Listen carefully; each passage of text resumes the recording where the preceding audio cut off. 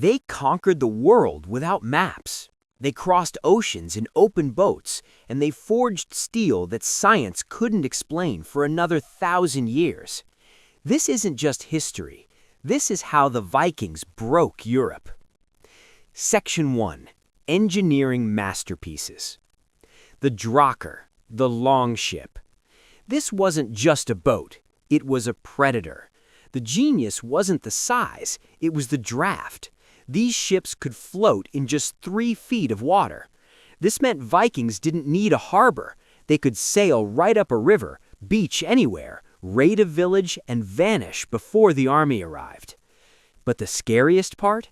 The hull flexed with the waves, making it unsinkable in storms. The Ulfberht sword. This sword shouldn't exist. Archaeologists found blades stamped with the name Ulfberht that were pure crucible steel. This metal was centuries ahead of its time. European swords bent or shattered in battle. The Ulfberht didn't. It cut through mail armor like butter.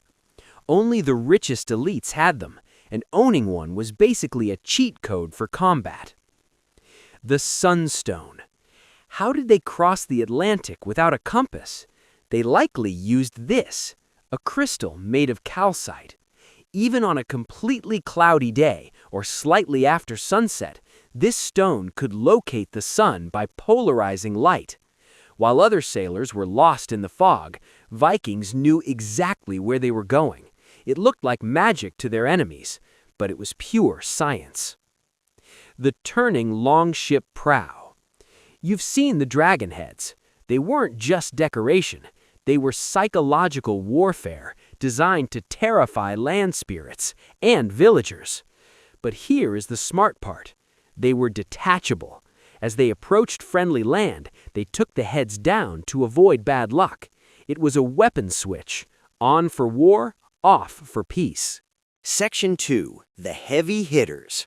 The Dane axe. This wasn't a wood chopper, it was a shield crusher. The handle was up to 5 feet long, generating massive leverage. One clean swing could cut through a helmet and the skull underneath it. But it came with a risk. You couldn't use a shield with it. You had to be so terrifying that the enemy was too scared to attack you back.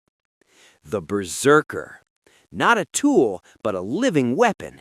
These shock troops fought in a trance-like fury. They howled like wolves and reportedly felt no pain. Historians still argue if they were using hallucinogenic mushrooms or just pure adrenaline. Their job wasn't just to kill, it was to break the enemy's psychology so the regular army could mop up. The atgeir, the hewing spear. Swords couldn't always penetrate armor. The atgeir could. Think of it like a spear mixed with an axe. It was a heavy polearm designed with a long spike to stab through chainmail and a hook to rip riders off their horses. This was the weapon of a specialist. If you saw this on the battlefield, you were fighting a pro. Riveted chainmail, the byrnie. Forget the movies where everyone has armor. In the Viking Age, this was worth more than a farm. Thousands of iron rings, individually riveted shut by hand. It made a warlord nearly immune to slashing attacks. You could take a sword slash to the ribs and keep swinging. It was so valuable that looting one off a dead body was like finding a winning lottery ticket. Section 3. The Standard Kit. The round shield, the wall. Movies see Vikings swinging wildly. Reality was different. They fought shoulder to shoulder in a shield wall. This shield was light, made of wood, and covered in leather to stop it from splitting. But look at the center.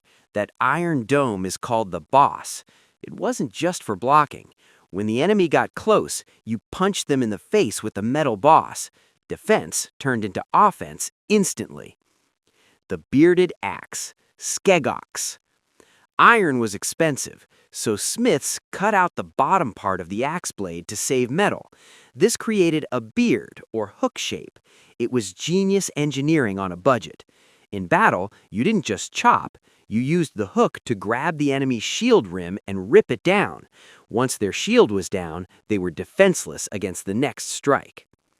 The spear, the king of battle. It's not as famous as the sword, but the spear was the primary weapon of the Viking Age. It was cheap to make and gave you reach. You could kill a swordsman before he even got close enough to swing at you. Some Vikings carried two, a light one to throw like a javelin and a heavy one to stab with.